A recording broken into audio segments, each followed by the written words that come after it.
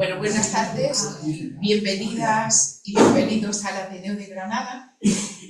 Bueno, como habéis visto, hoy el tema que vamos a desarrollar va de nutrición, alimentación, y la verdad es que cuando alguien se mete en revistas, en medios no científicos, no especializados, si ponemos, por ejemplo, en alguna red social lo de alimentación o nutrición, parece que permanentemente es un tema de moda, y además un tema de moda que toma un hilo, que es el hilo de la dieta, que es un poco como el conductor, ¿no?, de estos temas.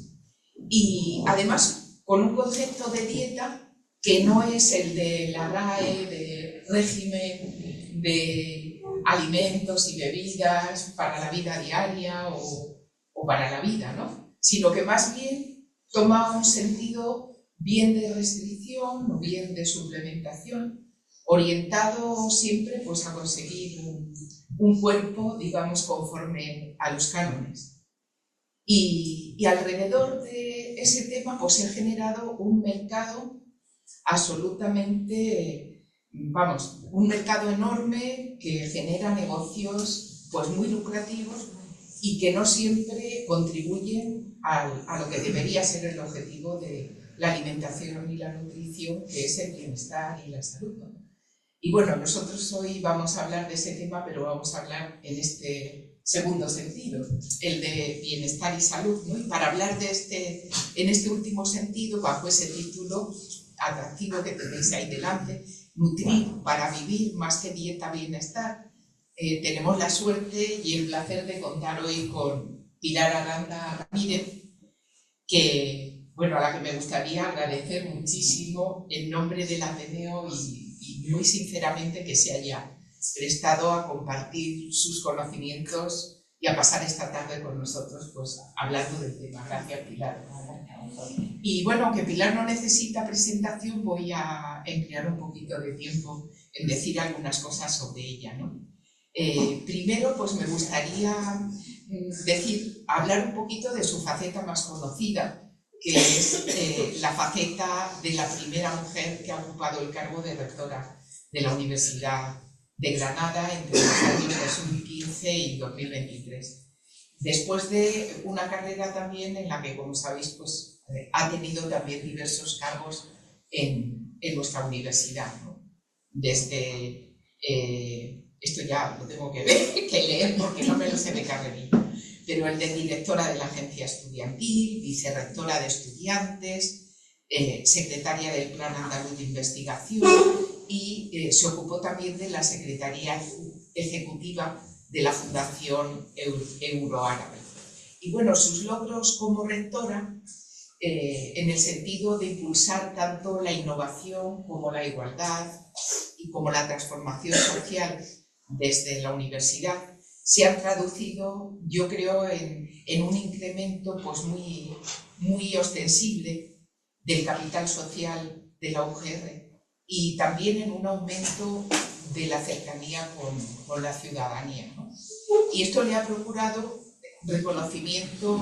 algunos reconocimientos importantes, ¿no? Uno de ellos, que seguramente pues, no os descubro nada, es al poco tiempo de empezar a ser rectora, el premio Meridiana 2016, que le otorgó el premio de honor Carmen Olmedo, que era la primera vez que este premio tomaba ese nombre, por ser la primera rectora de la Universidad de Granada tras 500 años de historia de esta institución y por su aportación profesional en el ámbito científico y universitario, especialmente en la investigación sobre nutricionismo, donde ha sabido poner el enfoque de género. Este era el texto que acompañaba a ese premio, ¿no? Y otro premio importante, otra distinción importante, es la de Women in Dons, que es una plataforma que aspira a ser internacional y que, como sabéis, pues pone el acento en el papel que desempeñan las mujeres en las ciencias duras y en las ciencias de vanguardia. El programa DONS, como sabéis, pues es una de las iniciativas más importantes en el ámbito científico y tecnológico que tiene que ver con la fusión nuclear. y en 2023 se le concedió esta distinción por el impulso al acelerador de partículas en Granada, ¿no? Bueno, esta faceta tan importante como rectora, como gestora de la universidad, quizás ha velado un poco su condición de profesora e investigadora, que es la que nos interesa destacar esta tarde. Ella, como sabéis, es licenciada en farmacia y en ciencias biológicas, actualmente catedrática del Departamento de Fisiología, tras muchos años de docencia, de grado, de posgrado y también en la formación abierta. Fundamentalmente en las facultades de Farmacia y Ciencias del Deporte de la Universidad de Granada, pero también extendiéndose a otras universidades españolas como la Autónoma de Madrid, la Autónoma de Barcelona, la Universidad Carlos III de Madrid, y haciendo también incursiones en las universidades de América Latina como la de Guadalajara en México, la Universidad de Antioquia en Colombia o la de Quito en Ecuador.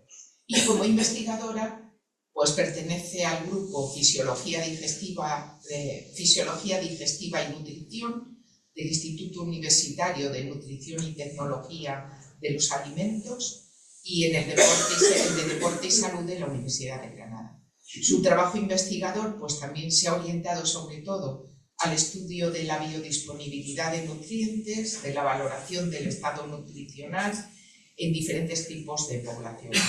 Y en esta línea ha participado en más de 20 proyectos de investigación, a veces como participante y también en diversos proyectos como directora. Tiene también 13 tesis doctorales con una producción científica en total entre los proyectos de investigación y tal, pues de más de 90 artículos científicos, diversos capítulos de libros y numerosas participaciones en reuniones y congresos científicos. Bueno, y para terminar me gustaría destacar, que no quiero robarle más tiempo, me gustaría destacar dos cosas, dos aspectos quizá menos conocidos de ella, pero de los que se siente orgullosa. Uno de ellos es el haber sido fundadora del primer aula de mayores de España en 1993, mientras vivía su etapa como vicerrectora de estudiantes. Y bueno, tras un viaje a Lovaina, en el que conoció un proyecto de ese tipo, al volver a Granada decidió crear el aula de mayores, del que posteriormente pues, se encargó Miguel Guirao, al que eligió ella para dirigir el proyecto. Y el segundo aspecto es que a lo largo de esta dilatada trayectoria profesional, pues la docencia ha sido como su constante. De hecho, me decía el otro día que nunca ha dejado de dar clases, ni siquiera en su etapa de rectora. Bueno, Pilar, pues muchas gracias otra vez y tienes la palabra. Muchas gracias, Elena, y muchas gracias a la Ateneo por esta invitación, que la verdad me hizo muchísima ilusión cuando me llamó la presidenta para ver si podía hablar de estos temas. Y bueno, como ateneísta, eso pues, lo he dicho.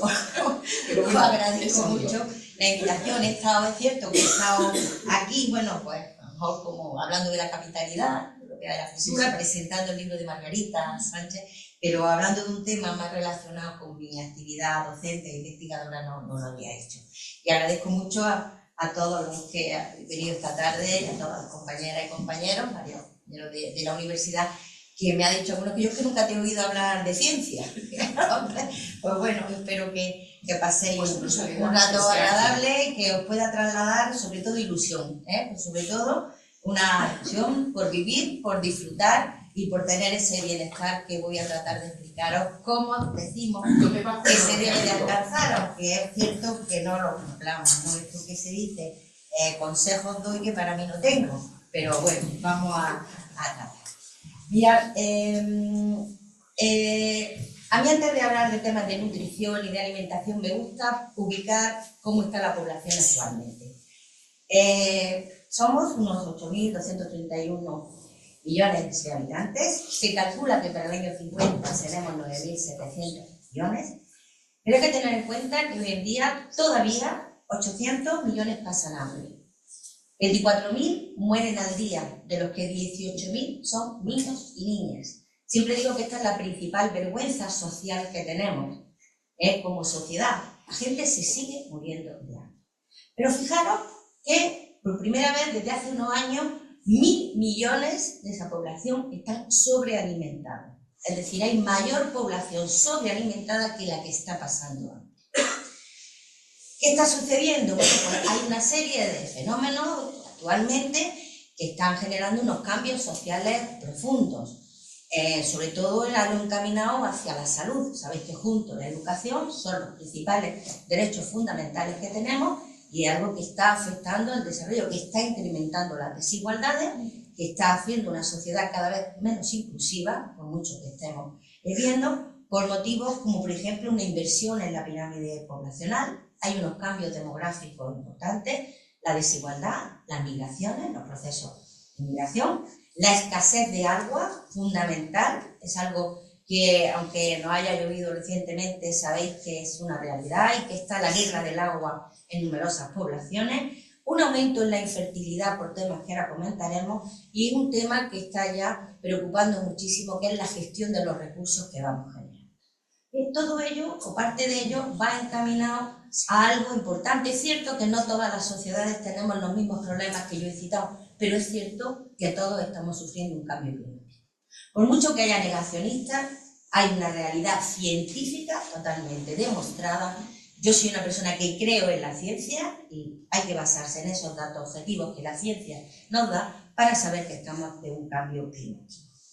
La FAO, que es la sección, digamos, de la ONU que trata de la alimentación, indica que hacia el año 2050, con ese aumento de la población, vamos a tener que aumentar un 70% la producción de alimentos, un 70%.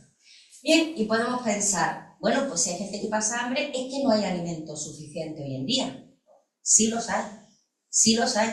Lo que pasa es que en las zonas desarrolladas hay un tercio que se está tirando actualmente porque se encuentra en los frigoríficos, en los almacenes, en las despensas, en los supermercados, pero eso dentro de un tercio que se tira, hay unas zonas menos desarrolladas que no tienen una cadena del frío, es decir, producen alimentos, pero no pueden almacenarlos de manera adecuada ni transportarlos, de manera que la cadena del frío, que es lo que permite mantener en condiciones saludables un alimento, se pierde. Por tanto, un tercio de la producción actualmente de alimentos se está perdiendo.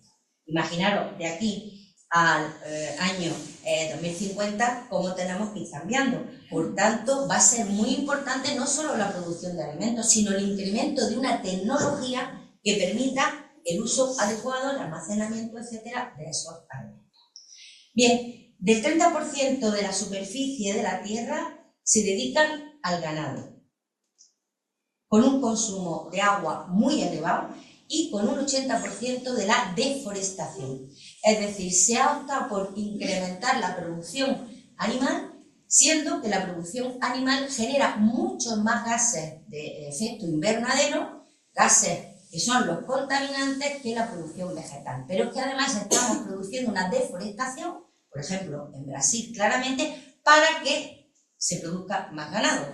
Por tanto, estamos entrando en un círculo vicioso. Deforestación, perdemos masa vegetal que puede regular la temperatura del planeta y estamos ganando una desertificación con un incremento en el ganado. Bueno, pues cuando hablamos de cambio climático, de gases contaminantes, todos pensamos rápidamente en la industria, en los coches, etcétera, pero no se nos ocurre pensar en la propia producción y alimentación. Bueno, pues fijaros que del 30 al 37% de todos los gases con efecto invernadero que se producen en el mundo se producen por la producción y por la alimentación. Es decir, que tenemos que tener en cuenta que ya no solo son esos contaminantes clásicos, sino que la propia alimentación, la agricultura, lo está generando. Y son varios los comités, bueno, pues todo lo que puede ser las conferencias de cambio climático, el CONIVA, la ESAN, todas las agencias estatales, la nacional nuestra, por supuesto, la europea. Luego hablaremos de Estados Unidos, los que están diciendo que ojo a este tipo. ¿Qué quiere decir? Pues si os estoy diciendo que el 30% de la superficie se está destinando a producción y alimentación del ganado, estamos ya dándonos cuenta que todo lo que sea producir y alimentar ganado va a ser más contaminante que todo lo que sea irnos a lo que tradicionalmente hemos llamado el reino vegetal, al consumo de vegetales. Esto lo dijo un ministro nuestro de consumo, pero como siempre pues no sabemos transmitir bien o trasladar bien los mensajes, y entonces se generó ese conflicto tan grande porque parecía que nos íbamos a cargar a los ganaderos, que la producción, que no íbamos a poder comernos un filete, etcétera. No. Todo esto hay que tenerlo en cuenta, pero es cierto, como ahora veréis, que las dietas con mayor riqueza de vegetales son dietas menos contaminantes. Y aunque parezca que no, son dietas que consumen menos recursos hídricos. Algo también fundamental. ¿Qué está sucediendo? Pues mirad, nosotros venimos del Homo sapiens, y aquí tenéis que pasaban 45.000 años antes de nuestra era. Eran cazadores, primero fue una población nómada, luego se asentaron cuando ya descubrieron lo que era la riqueza de poder producir los cereales y las leguminosas, que fueron un concepto actual, los primeros que aparecen, que permiten asentar, porque ya entran las cosechas, ya entra el periodo de estacionalidad. Yo voy a hablar de esto delante de Paco, con mi fatiga, pero bueno, lo puedo comentar, que eso hizo, bueno, pues que se estableciesen ya unas poblaciones con el desarrollo de las ciudades, con ya unas normas, una legislación, etcétera, lo que sabemos. Podemos decir que corríamos para buscar el alimento. ¿Qué hacemos hoy en día? Nos sentamos para comer. Y nos encontramos que cada vez nos movemos menos, que el consumo de azúcares simples está muy elevado, que el consumo de productos cárnicos también es muy elevado, que tendemos a una obesidad, un porcentaje muy elevado, por daros 1.000 millones estamos sobrealimentados y pasamos muchas horas en nuestro trabajo pues, delante de un ordenador o, como decía, sentados. Claro, estos cambios que han sido a lo largo del tiempo, cierto, en los hábitos de vida, ha llevado a que hoy en día nos encontremos que hay una serie de enfermedades crónicas que no son transmisibles, que son enfermedades crónicas no transmisibles que están muy ligadas a los hábitos de vida. Y entre ellas destacan pues la enfermedad cardiovascular, la hipertensión con la arteriosclerosis, etcétera, la diabetes, el cáncer y las alteraciones crónicas respiratorias, una insuficiencia respiratoria, una fibrosis crística, etcétera. Es decir, que nos hemos encontrado que estos cambios de hábitos de nuestra vida han llevado a que una serie de enfermedades que no existían ancestralmente vayan existiendo. ¿Van a desaparecer? Bueno, pues a lo mejor ahora mismo los datos que tenemos es que no están desapareciendo, van disminuyendo un poquito, por lo menos ese crecimiento exponencial hace que la pendiente sea un poco más baja, es decir, que va creciendo y que va disminuyendo respecto a hace unos años gracias a las campañas que se establecen, pero es cierto que aparecerán otras enfermedades. O estamos volviendo a ver patologías como el sarampión, que por las campañas antivacunas está volviendo a estar en nuestra sociedad. No podemos saber, a lo mejor tenemos un chip que permite decir cómo estamos, cómo es nuestra analítica, etcétera, pero estamos padeciendo una patología, unas enfermedades que ahora mismo no conocemos cuál podrá ser el origen, etcétera. ¿Qué nos pasó hace unos años con el COVID? Parecía imposible, por lo menos en sociedades desarrolladas, que íbamos a llegar a esa situación. He comentado que un tema también fundamental es la pirámide poblacional. Fijaros, en el año 1996, cómo la franja de edad entre 25 y 40 años era la mayor parte de la población. Sin embargo, en una proyección hacia 2040, esa panza, digamos, va subiendo, va a los 60-64. Y en la siguiente podéis ver cómo lo que yo os decía, esa panza, ese ensanchamiento, en el 2009 estaba aquí, en el 2019 ahí, en el 2029, en el 2039 y hacia el 2049 se situará en esa zona, dentro de sociedades avanzadas, ¿de acuerdo? Es decir, donde estamos nosotros.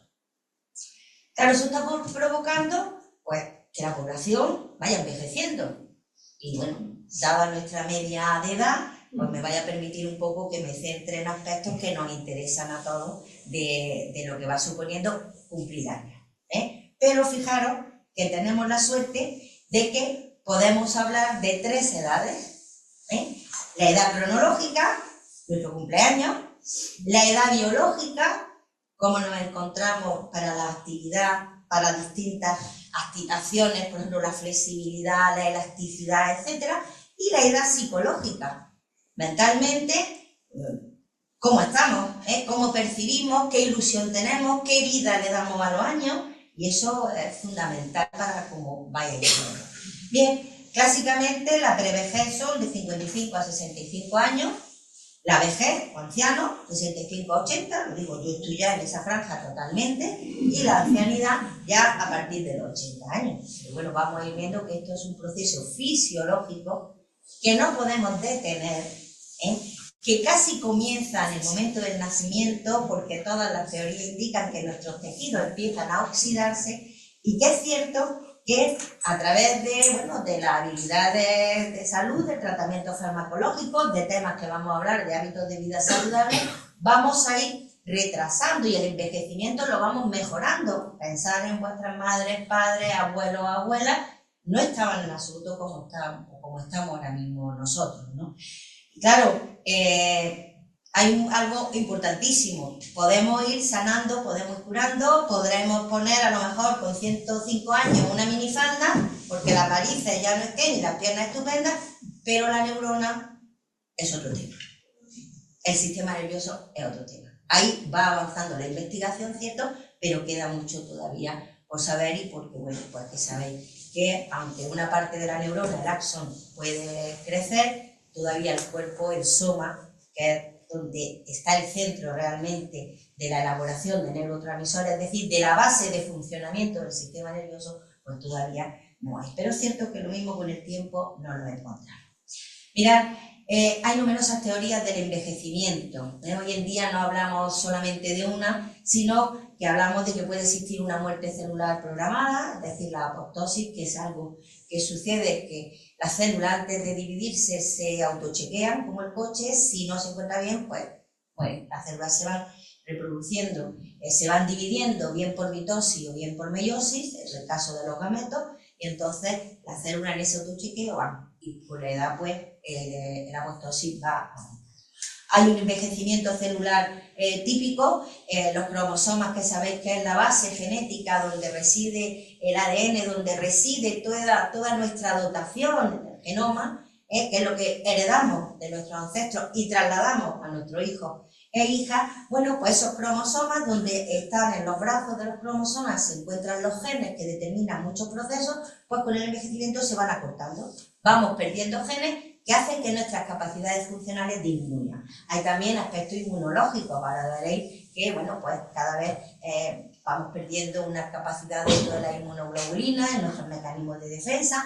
Hay un tema de longevidad genética, muy relacionado también con lo que vamos, con la dotación genética que vamos recibiendo. Hay temas de producción de radicales libres, esta de la teoría que generalmente radicales libres son unas moléculas que producimos que oxidan las membranas de las células, ya veréis la importancia que tienen, y hacen que la célula sea menos funcional. Que las nuevas células que vayan apareciendo, pues esas membranas estén alteradas. Es el proceso de oxidación. ¿Nos podemos defender de la oxidación? Sí, nos podemos defender de dos maneras. Uno, una manera endógena, con las enzimas que actúan eliminando radicales libres, pues con una catalasa, con una superóxido dismutasa, es decir, una serie de enzimas que eliminan esos radicales.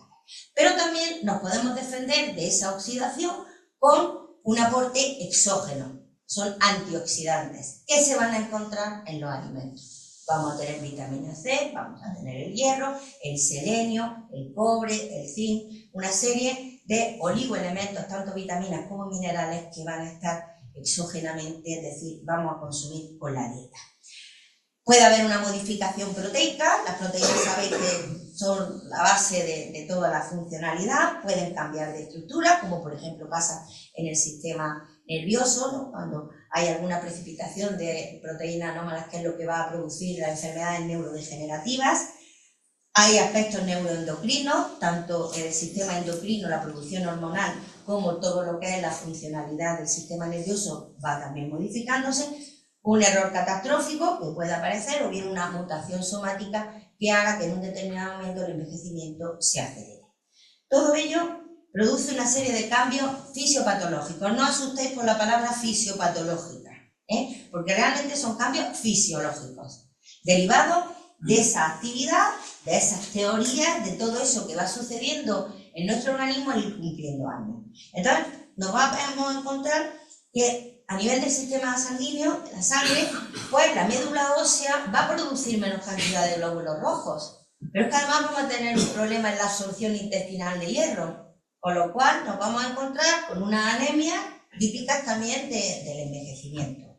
Nos encontramos que en todo el proceso inmunológico, pues los fagocitos, los macrófagos, células que van a actuar en los procesos de inflamación, van perdiendo capacidad. Y también las inmunoglobulinas G van perdiendo esa capacidad de defensa. Con lo cual, os dais cuenta, tendréis, me imagino, nietos, nietas, que cuando ellos cogen un virus, si vosotros cogéis luego el virus, en vuestro caso es muchísimo más grave, con esa contaminación, porque estamos perdiendo capacidad de respuesta ante una agresión. El sistema cardiovascular pues se modifica de entrada, todas las coronarias van cambiando, van alterándose, se va produciendo una arteriosclerosis, el depósito de colesterol o el endurecimiento propio de las arterias va haciendo que todo ello conduzca a que la presión sistólica vaya aumentando, es decir, que haya cambios en la presión arterial, por ejemplo, pasan muchas más cosas, pero me centro en eso. A nivel renal, la filtración glomerular va siendo menor, es decir, tenemos menos capacidad de eliminar sustancias de desecho, pero sucede una cosa, perdemos capacidad de micción y además la vejiga urinaria tiene un vaciamiento menor. Eso es lo que nos lleva a que pues, tengamos esas pérdidas urinarias, que se tengan, que no puedan, en el caso del varón además, derivado de un incremento del tamaño de la próstata. Sabéis que si un varón llegara a los 110 años moriría de cáncer de próstata. Hay una hipertrofia prostática normal del envejecimiento. En el sistema endocrino vamos perdiendo capacidad de las hormonas tiroideas, igualmente la insulina va haciéndose, hay una resistencia periférica a la insulina, con lo cual el síndrome metabólico va apareciendo con más frecuencia, no la diabetes tipo 1, que es la diabetes que es la diabetes llamada juvenil, más ligada a un proceso inmunológico autoinmune del propio páncreas, pero esos hábitos de vida poco saludables, esa falta de respuesta del páncreas o esa resistencia periférica a la acción de la insulina va haciendo pues, que la diabetes vaya siendo más frecuente. A nivel respiratorio perdemos capacidad de fluidificación del moco, con lo cual la tos también es un proceso que se acrecienta. También el hipo es también un proceso muy lógico dentro del envejecimiento. A nivel digestivo perdemos capacidad en el enterocito de división, aparecen deficiencias enzimáticas y por ejemplo una intolerancia a la lactasa. Ya he hablado también de que el hierro se absorbe con dificultad y además disminuye el peristaltismo intestinal y esto nos lleva a que aumente por los procesos de estreñimiento. Suelen ser normales. En el sistema nervioso, bueno, pues lo primero que pasa es que la barrera hematoencefálica ya deja de ser tan impermeable a determinadas sustancias y, por ejemplo, pues los fármacos a lo mejor actúan, tienen mayor actividad a nivel del sistema nervioso central que lo tenían cuando éramos jóvenes. También vamos perdiendo capacidad de síntesis de neurotransmisores y además pueden empezar a aparecer precipitados de proteínas anómalas, de proteínas que normalmente no se encuentran, lo que llama el péptido hialino, que eso es lo que va a llevar a procesos neurodegenerativos, entre los que se encuentra pues, evidentemente el Alzheimer o el caso de la sustancia negra, una zona específica del encéfalo que va a producir pues, el Parkinson, las enfermedades neurodegenerativas. Y a nivel osteomuscular, la osteoporosis empieza con el envejecimiento.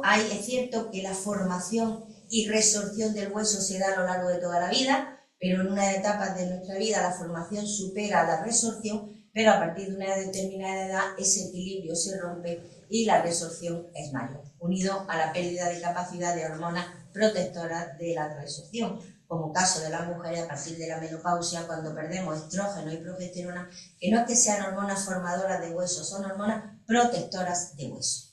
Y aparte a nivel muscular, y esto es fundamental, importantísimo, cada día se le está dando más importancia, como veréis, el músculo va a ser un seguro para nuestro movimiento. El músculo va a ser fundamental para nuestro movimiento y para la propia funcionalidad del organismo.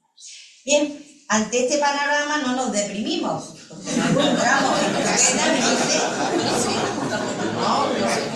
realidad, yo no puedo ocultaros la realidad, pero acordaros, edad cronológica, edad biológica y edad psicológica. Ojo, ojo. Bien, pues en esto aparece la OMS hace unos años y dice que lo que tenemos es que envejecer, vamos a envejecer, pero que lo tenemos que hacer de una manera activa. Y en ese envejecimiento activo entran ya tres conceptos. Alimentación, nutrición fundamental, actividad física y actividad psicosocial. Fijaros, y por eso yo siempre me gusta comentar el tema de la dieta, que es importantísimo, y también deciros que hace unos años no se le daba tanta importancia a la dieta. En fisiología, los que nos dedicábamos a la nutrición éramos poco más o menos que torpecillos. Sin embargo, los neurólogos, los neurocientíficos, los neurofisiólogos eran magníficos. Bueno, hemos avanzado más en nutrición casi que en neurofisiología. Y hoy en día la nutrición forma parte importantísima de nuestra vida. Nos nutrimos según nos alimentamos. Ya Hipócrates decía que el alimento sea tu medicina, que tu medicina sea el alimento. O sea que ya se sabía desde hace tiempos muy remotos la importancia que tenía. El alimento está constituido por muchísimos compuestos, solo una parte de ellos es lo que consideramos los nutrientes. Y en los nutrientes nos encontramos las proteínas, los hidratos de carbono, los lípidos, los minerales, las vitaminas y el agua. El agua no se considera un nutriente, pero veréis que es fundamental. Bueno, pues en esta importancia de la alimentación y de la nutrición, pensar que el alimento es un almacén de nutrientes, que a través del proceso digestivo los digerimos, grandes moléculas, las hacemos moléculas más pequeñitas para poder absorberlas.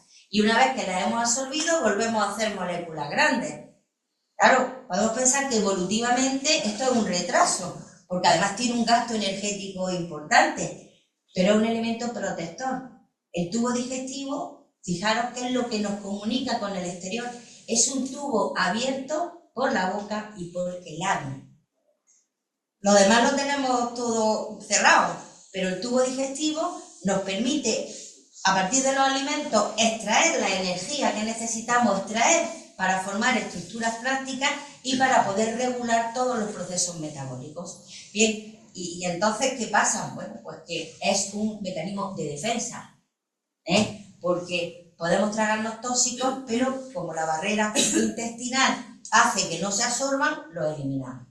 Por tanto, evolutivamente podemos pensar que es un retraso, grandes moléculas, transformarlas en moléculas pequeñas y luego moléculas grandes, sin embargo es una barrera protectora importantísima, a la cual cada vez se le está dando más importancia, como veréis. Es más, hablamos de que tenemos dos cerebros, el que tenemos en el encéfalo y el que tenemos a nivel del digestivo, como veréis. Bien, en esto es lo que nos hemos dedicado durante muchos años a la alimentación y a la nutrición, y por supuesto en este ámbito pues somos unos defensores totalmente de la dieta mediterránea. Es una dieta que reúne una serie de requisitos importantes para ligarlo junto a otros hábitos, a esa relación de hábitos de vida saludables. La dieta mediterránea es una dieta también ancestral, es una dieta que se va a basar y tiene unas características y que se consume en países ribereños del Mediterráneo.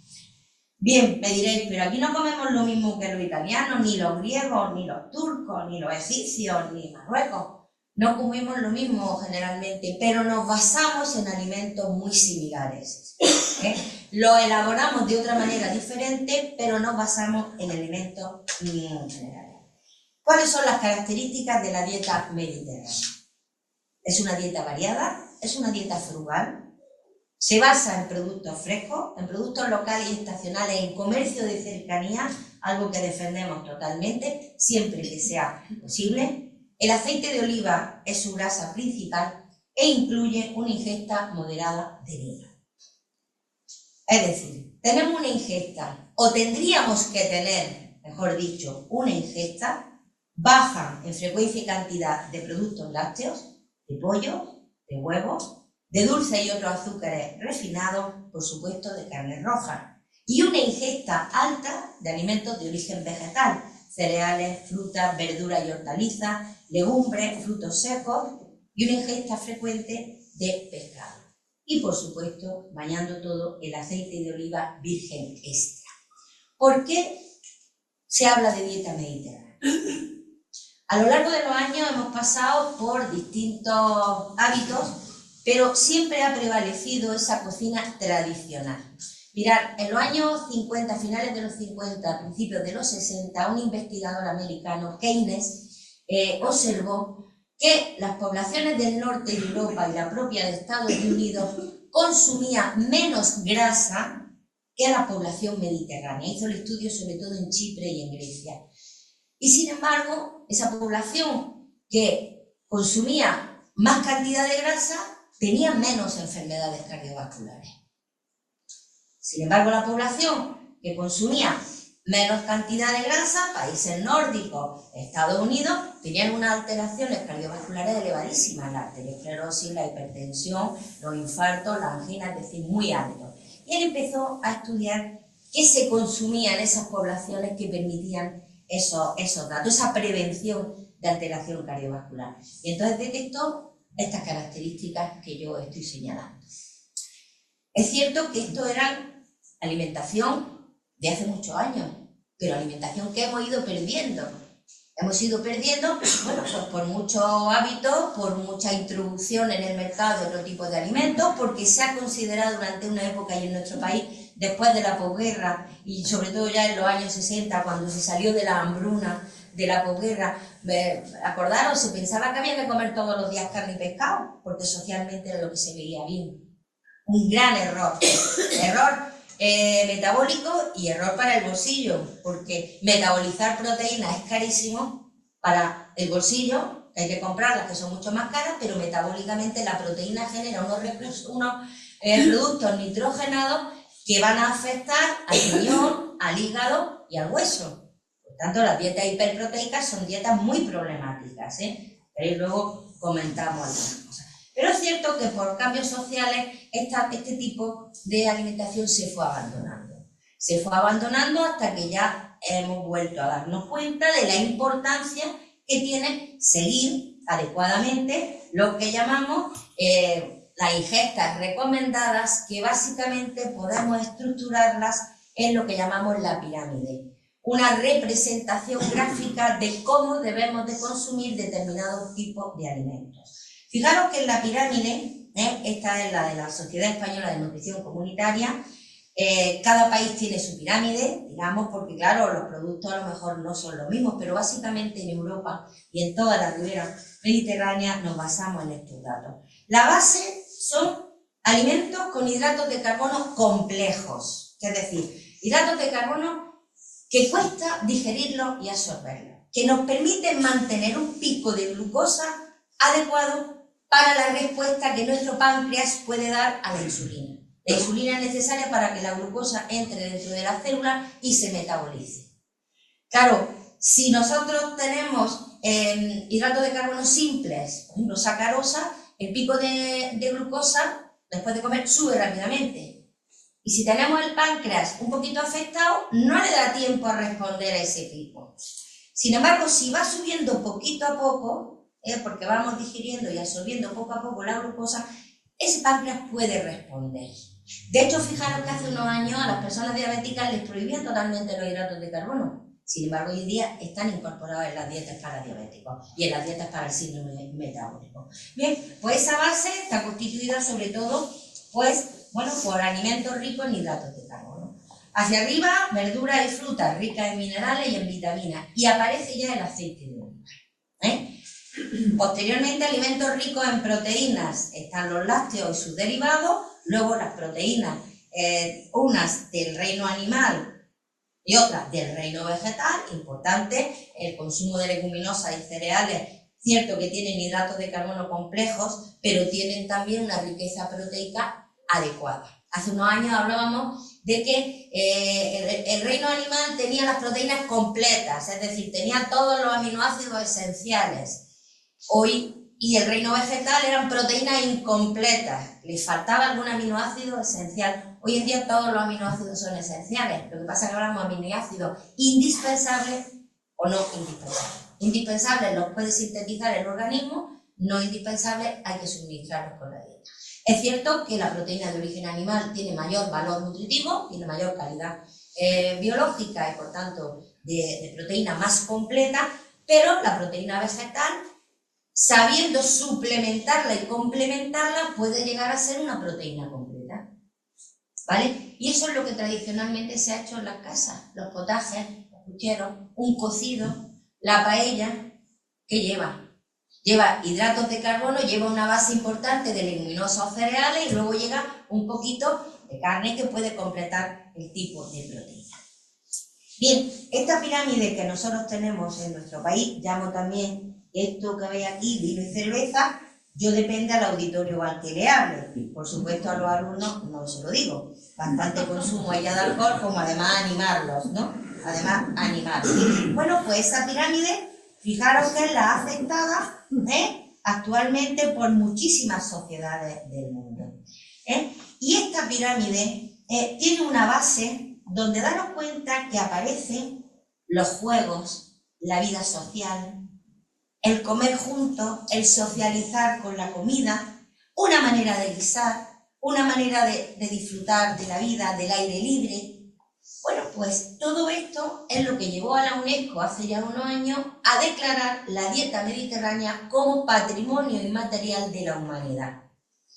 Pero no fue solo la dieta, no fue solo lo que comemos. La UNESCO lo que consideró es que nuestros hábitos de vida son saludables y eso es lo que declaró patrimonio de la humanidad. El socializar comiendo, el saber divertirnos, el bailar, el cantar, el pasar mucho tiempo al aire libre y daros cuenta que eso sí que nos une más ya a todo el Mediterráneo. Un cuscús, que es una pizza, que es la comida griega, que es, pero ¿cómo vivimos en el Mediterráneo?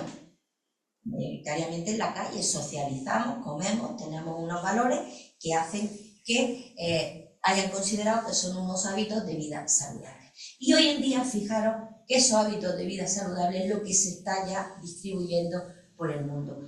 Y nosotros que durante un tiempo hemos estado mirando a la cultura anglófila y hemos ido introduciendo alimentación que venía de otros hábitos, hoy en día estamos volviendo y nos estamos centrando por todas las características que he dicho en este tipo de dieta, que veréis que es más saludable. ¿Cómo la podemos resumir? Pues fijaros que aquí está lo que sería un plato al día, pues un 30% estaría de vegetales y de frutas, un 35% de grano, un 10% de aceite de oliva y un 20% procedente de este tipo de alimentos, ¿no? Más rico en proteína. Y un 5% de dulces. ¿Hay algo prohibido? No. Solo que hay que consumirlo en una frecuencia determinada.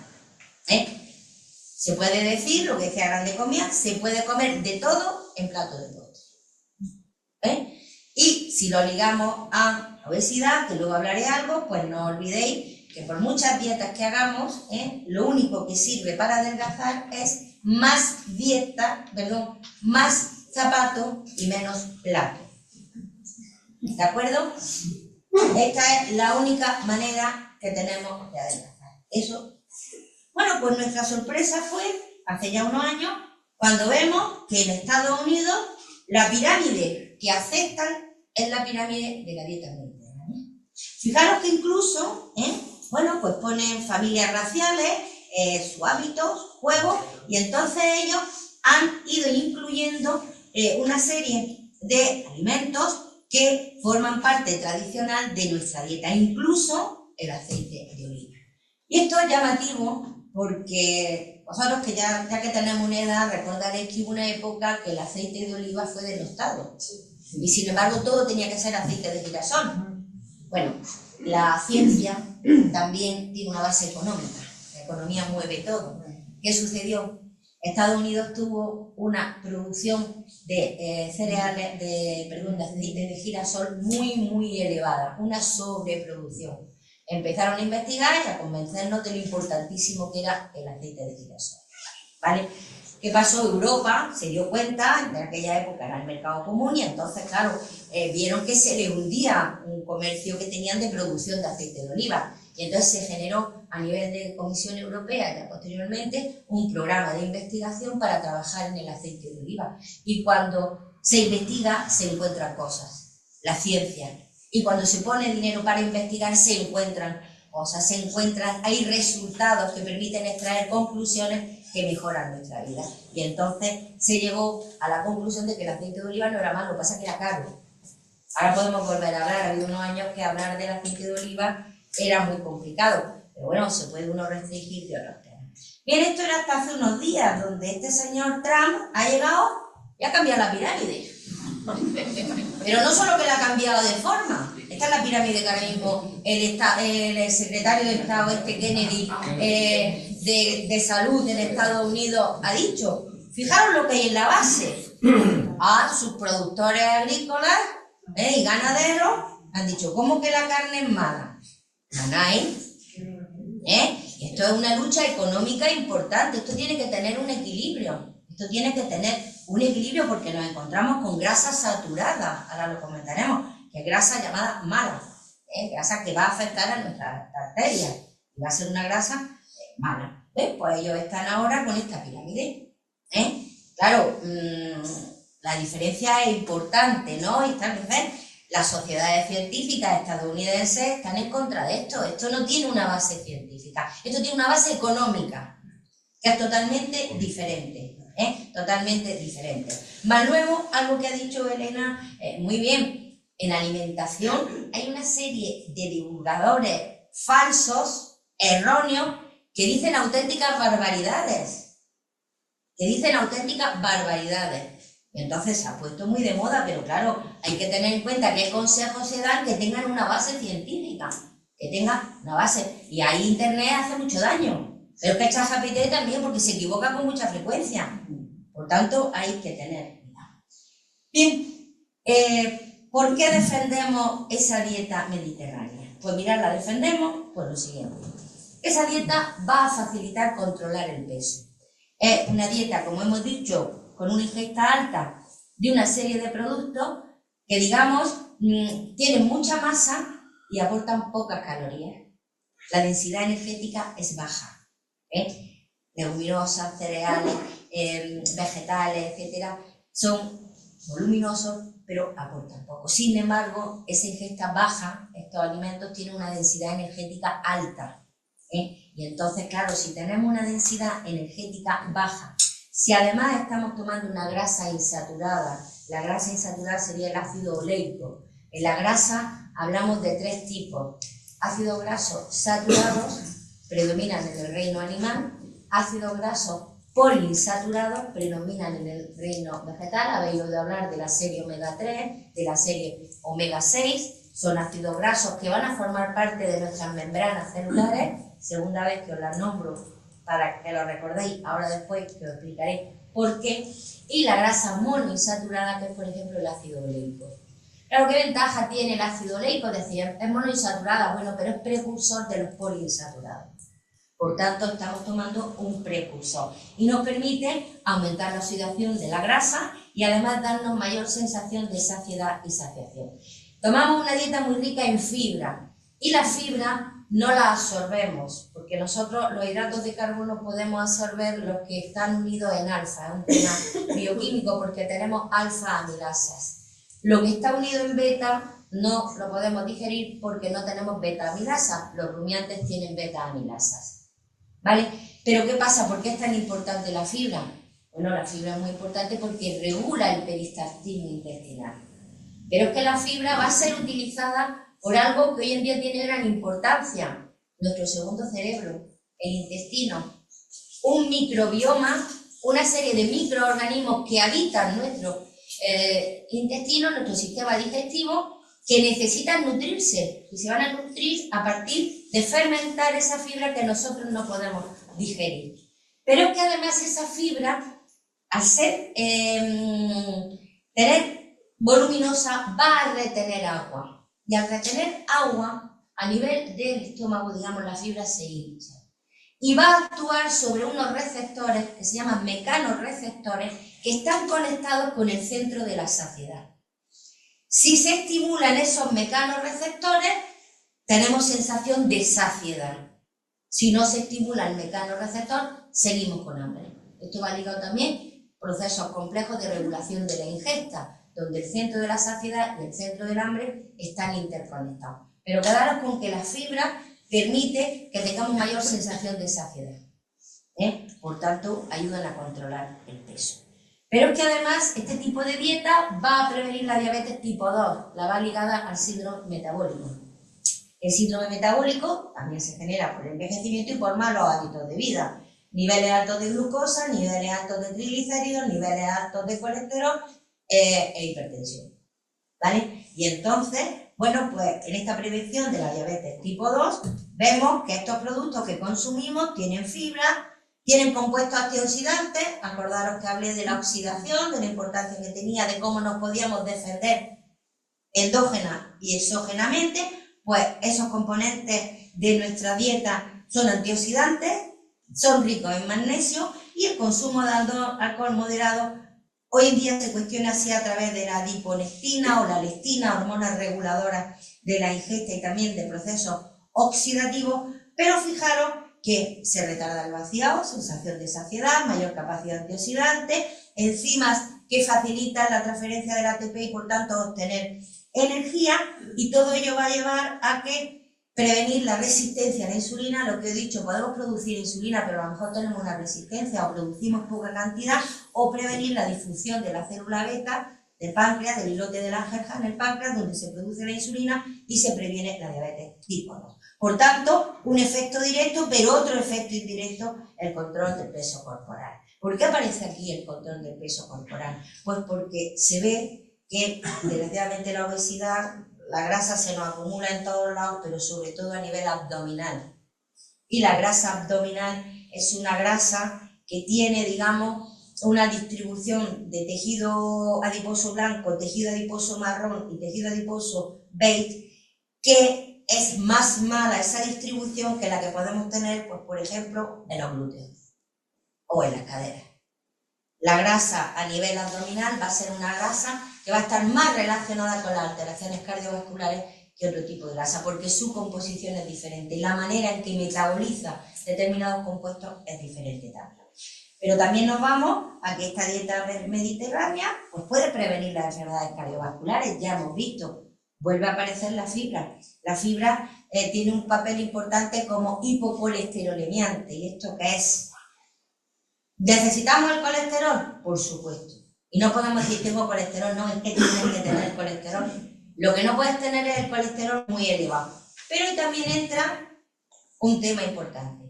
Cuando yo en el año 77 estudiaba bioquímica y estudiaba fisiología, y aquí lo sabe Pepe va muy bien, y si hay otros compañeros médicos o farmacéuticos o biólogos también, el colesterol podía llegar a los 300, pero que incluso a los 320 y 350.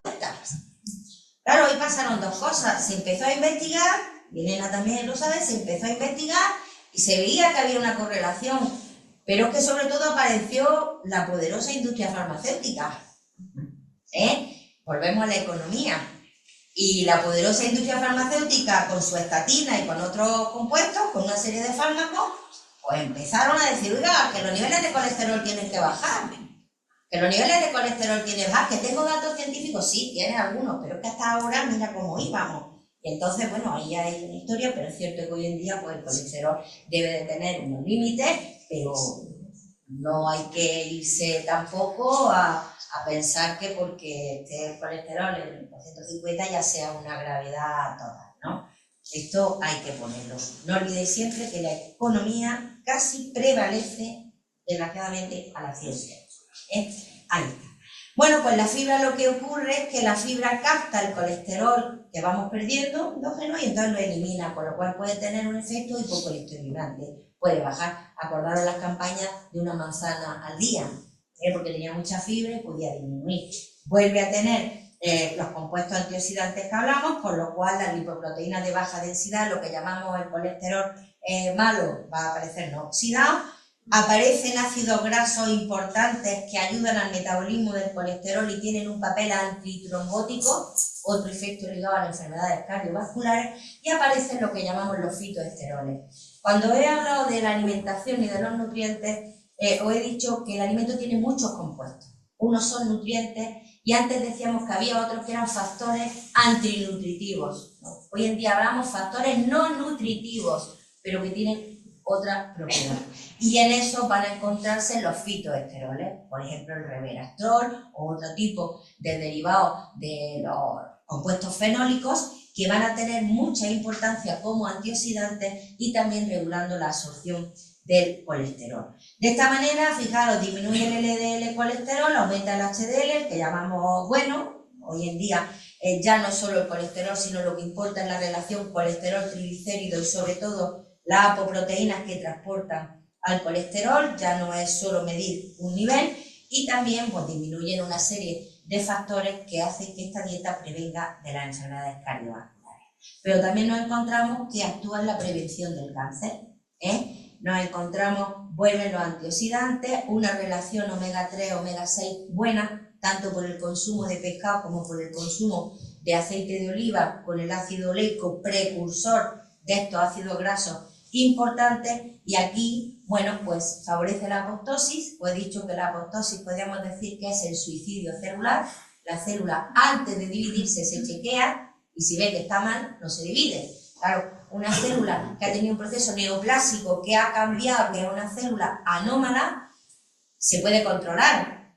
Todos nacemos con los proto-oncogenes. El problema es cuando el proto-oncogen muta a oncogen. Y el oncogen hace que una división celular sea anómala. Bien, pues aunque tengamos una división celular anómala, tenemos mecanismos que nos protegen. Uno, la apoptosis. La célula antes de dividirse no se controla, ¿ves? Y no se divide. Y en segundo lugar, tenemos genes supresores de tumor. Es decir, que tenemos también unos mecanismos, unos genes que permiten que el tumor no progrese. Aquí sí que en el tema del cáncer sabéis que se ha avanzado muchísimo y antes decir cáncer era una palabra maldita y hoy en día todos hemos vivido en nuestra familia pues procesos de este tipo. Bueno, pues nuestra dieta es buena porque favorece la apoptosis y evita la iniciación del primer proceso necesario para el cáncer, que es la metástasis. Es decir, que la célula pase a sangre, vaya a otro tejido y genere la metástasis. Y además previene la angiogénesis. Eso es que para que estas células de estos tumores proliferen y hagan esa metástasis, es necesario que el tejido esté muy irrigado. Por eso sabéis que hay cánceres que son más agresivos. Si están en zonas muy irrigadas, bueno, pues la facilidad de que haga metástasis y vaya a otras zonas es más grande que si está en zonas menos irrigadas. Y eso es la angiogénesis, que se desarrolle más o menos cantidad de vasos sanguíneos. Por tanto, ya vemos que nuestra dieta es una dieta que tenemos que estar tranquilos. ¿Ahora qué? Tenemos que convencer a la gente. Pero fijaros que en esto, la tecnología alimentaria, de la que ahora después comentaré algo, ha generado hoy en día una serie de recursos alimentarios importantes. El hecho de que, por ejemplo, haya botes de lentejas, botes de garbanzos, botes de judías, está facilitando que la gente joven vuelva a esa cocina ancestral, a esa cocina tradicional. Y esto en la pandemia se vio muchísimo.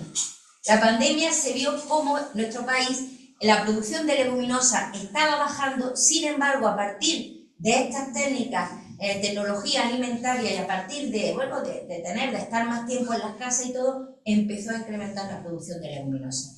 Y las leguminosas tienen una ventaja importantísima.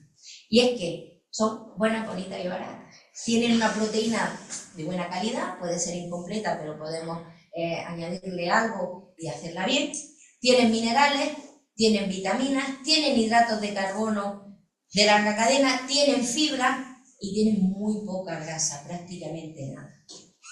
Pero es que además es una alimentación sostenible, que es algo importante en la dieta mediterránea. Es una dieta saludable y es una dieta sostenible. ¿Por qué? Porque tiene mayor riqueza de vegetales. Por tanto, necesitamos menos cantidad de alimentos ricos de proteína animal, menos carne. Por tanto, son menos contaminantes. Producimos menos gases de efecto invernadero y menos consumo de agua en este tipo de alimentación que en otras. De ahí que le hacemos. ¿Qué pasa también en la gente joven? Pues que están utilizando las leguminosas en ensaladas. Es decir, hay una parte de la educación nutricional fundamental que tenemos que ahondar. Tradicionalmente han sido, y me vaya a perdonar, pero siguen siendo las madres las que a través de la cocina van trasladando unos hábitos a sus hijos y a sus hijas. Y eso es algo que debemos de mantener y de proclamar, no podemos decir. Bien, os he dicho que el agua no es un nutriente, pero el agua es indispensable para la vida. Nuestra composición corporal mayoritariamente es agua. Cierto que nacemos con una cantidad de agua muy importante en nuestros tejidos y que con la edad vamos perdiendo el agua. Eso que decimos, nos vamos chuchurriendo, van apareciendo, pues porque vamos perdiendo turgencia, vamos perdiendo colágeno, pero vamos perdiendo agua. Lo mismo que hay una pirámide para la alimentación equilibrada, hay una pirámide para la hidratación saludable. Y mirar cómo también se ordena qué tipo de líquido debemos de consumir. No debemos de superar, hablamos de entre 1,5 litros y 2 litros de agua, dependiendo de que haga más calor, de que haga menos calor, etc. Porque si esta manía de ir bebiendo agua porque pensamos que así vamos a adelgazar, genera una patología que se llama potomanía. Y esa potomanía nos lleva a producir náuseas, a que haya un desequilibrio en nuestra homeostasia, un desequilibrio en los componentes que lleva la sangre, que hace que se produzca una alteración. Bueno, hasta aquí he hablado de algo que, digamos, medianamente podemos controlar. Medianamente podemos controlar para nuestro bienestar. Pero hoy en día, aparte de los factores genéticos y aparte de la dieta, ya hablamos de lo que se llama el exposoma. El exposoma son todas las características que están en nuestro entorno, con las que convivimos diariamente, que van a afectar directamente a nuestra salud. Se sabía que desde el nacimiento, bueno, aquí tenemos un espermatozoide, desde la concepción, desde que el espermatozoide fecunda a un óvulo, en el desarrollo embrionario, el niño, la niña, el bebé, el adolescente, el joven, el hombre, la mujer, va a la senectud, pues que había una serie de componentes o compuestos o de situaciones y de actividades en nuestra vida que estaban afectando. Hoy en día, con la investigación, se ha ido ordenando. Fijaros que ya sabemos que en el espermatozoide va a tener mucha importancia la dotación genética, pero ya la genética no es los genes que recibimos, que hay unos mecanismos llamados de epigenética, de metilación, de transgresión, etcétera, que están modificando nuestra dotación genética. Pero es que vemos que tenemos un microbioma, es decir, que en el intestino tenemos una serie de microorganismos a los que no le dábamos mucha importancia, que hoy en día la tienen. Hoy en día tienen una importancia que veréis en la siguiente diapositiva. La dieta ya hemos estado hablando, cómo va a influir, pero es que el ejercicio es algo vital. Acordaros que hablé osteomuscular y que di gran importancia al músculo. Pero es que también convivimos con una serie de hábitos tóxicos, ¿vale? Pero es que también a nuestro alrededor y nosotros mismos tomamos una serie de drogas, fármacos, pero también hay una serie de componentes en los plásticos, en el medio ambiente, que son los factores, los disruptores endocrinos, que estaréis oyendo hablar, ¿no? Que estamos, bueno, si Nicolau Olega viene, ya os lo habrá contado, pues ya sabéis que habréis ido a tirar todos los plásticos, que haréis de todo. Tampoco hay que pasar, sí, las sartenes, en fin. Todo esto hay que, porque no me oiga. Y además ahora que ha sacado un libro, ahora que ha sacado un libro estupendo, exacto. Pero es que ahora aparece algo que no podemos, que podemos hacer algo, que es la contaminación del aire. Esos gases con efecto invernadero, ese selenio, ese plomo, esos elementos pesados que están en el medio ambiente, que son elementos tóxicos. Es cierto que nuestra barrera intestinal nos puede proteger, pero no mucho, porque también está la vía respiratoria y a nivel del pulmón, sabéis todos los problemas de la aluminosis y todos los problemas que hay con la producción en los mineros, etcétera, de contaminación a través de las vías aéreas que están. Pero es que además tenemos un cambio climático, claramente, y nos está afectando. Porque es que nos está afectando, por ejemplo, la obesidad.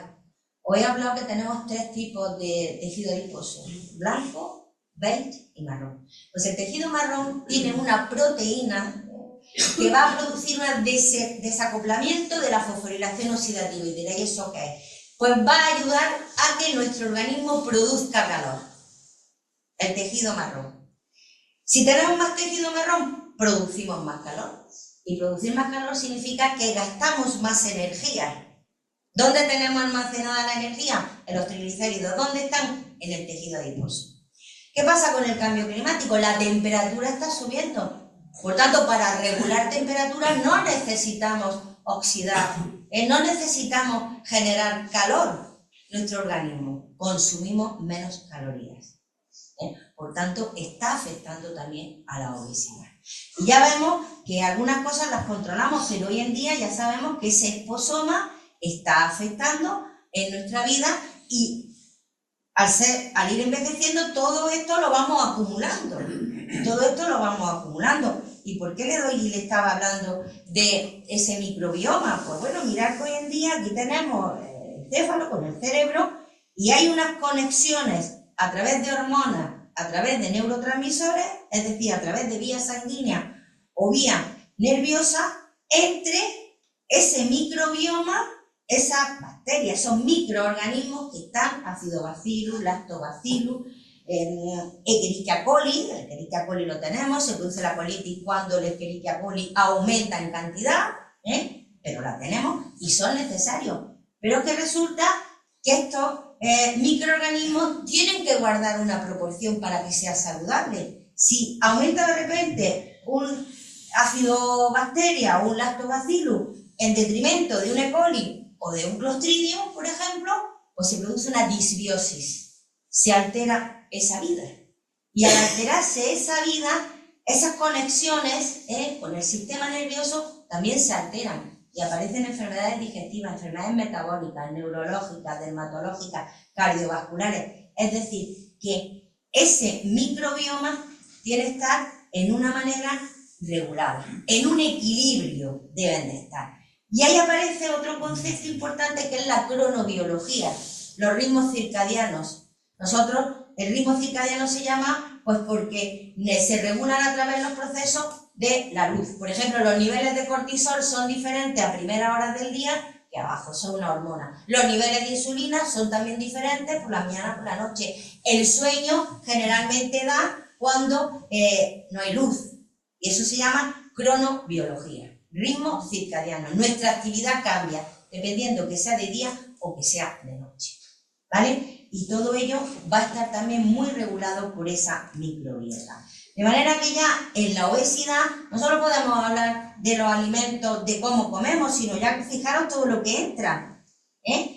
Nuestros hábitos de vida, nuestro entorno, la contaminación, cómo funcionan nuestros distintos órganos, cómo se alteran genéticamente, cómo el medio ambiente está influyendo. Es decir, ya no solo para la obesidad podemos hablar del ejercicio o la alimentación. Ya hay otros factores y por eso se habla de que es una pandemia con una visión integral global. Todo va a ir afectando. De todas maneras, no es excusa para decir, pues como más. No. No es una excusa, pero sí que sabemos que, más luego todo el tema psicológico es fundamental. Hoy en día una persona obesa no se le puede adelgazar solo con dieta. Hay que modificar sus hábitos de vida y ahí está entrando el tratamiento psicológico. Hay psicólogos, especialistas, y qué deciros de cuando aparecen alteraciones, cuando aparece una bulimia, cuando aparece una anorexia. Ahí hay totalmente que actuar a nivel psicológico. Bueno, pues la industria farmacéutica es igual la industria alimentaria también como la farmacéutica. Y claro, todo esto nos lleva a que pensemos, bueno, pues vamos a ver qué tipo de alimentos pueden mejorar nuestras características, y aparecieron los alimentos funcionales. Y antes teníamos esto, pero hoy en día vamos a un supermercado y nos encontramos todo esto. ¿Vale?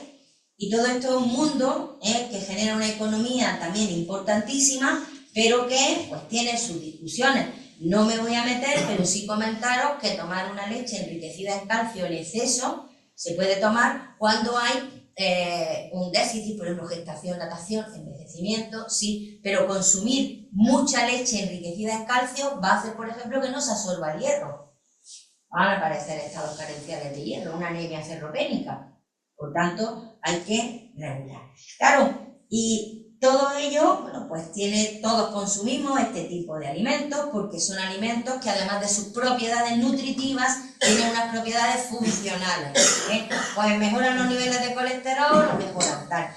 ¿Y por qué? Pues porque hoy he hablado de la importancia de las membranas celulares, y siempre decimos, somos lo que comemos. Estos son estructuras de fosfolípidos que forman parte de las membranas celulares. Y en esas membranas celulares los lípidos van a ser fundamentales. ¿Para qué?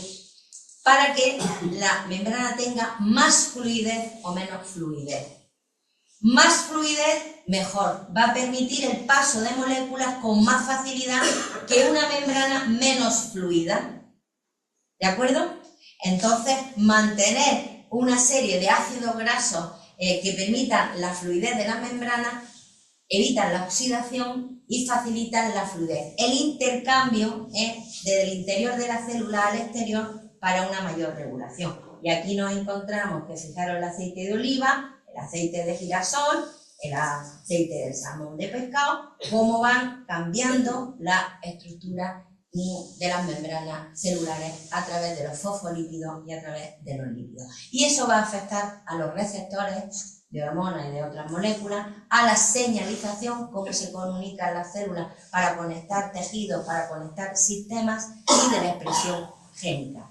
Y ahí nos encontramos que nuestro aceite de oliva pues va a beneficiar todo lo que estoy viendo, a nivel del sistema cardiovascular, a nivel del hígado y la vesícula biliar, a nivel del estómago, a nivel del páncreas, y tiene los efectos antioxidantes que hemos comentado. Todo ello ligado a todo lo que hemos ido viendo de la riqueza de la dieta mediterránea en fibras, en compuestos bioactivos, en hidratos de carbono complejos, etc. ¿Vale? Bien, todo esto, lógicamente, en esa comercialización se ha ido trasladando al mercado.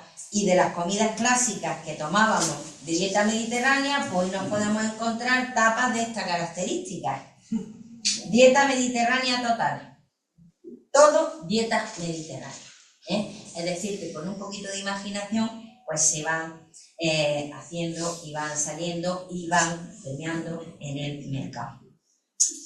La dieta es fundamental, pero ya hemos visto que en esos hábitos de vida saludable estaba la dieta, estaba el ejercicio y estaban los aspectos psicosociales. Y ahora resulta que nos encontramos que no existe ningún fármaco que actúe a la vez y sin contraindicaciones tal y como lo hace el ejercicio físico. No tiene efectos secundarios si se practica adecuadamente. Yo he dado clases de ciencias de deporte, todos los días llegaba alguien lesionado. Sabéis que la urgencia de trauma los fines de semana se echan a temblar porque todos nos lanzamos a la calle a correr o a hacer cosas, y esto también cada edad tiene su manera de tener su ejercicio. Nosotros siempre recomendamos andar, pero andar no es ver escaparates, es un poquito esforzarse, y algo importantísimo que es bailar. Porque bailar permite dar pequeños saltos, y esos saltos tienen un efecto mecánico sobre el hueso y facilitan la osificación. ¿Vale? Facilitan la osificación.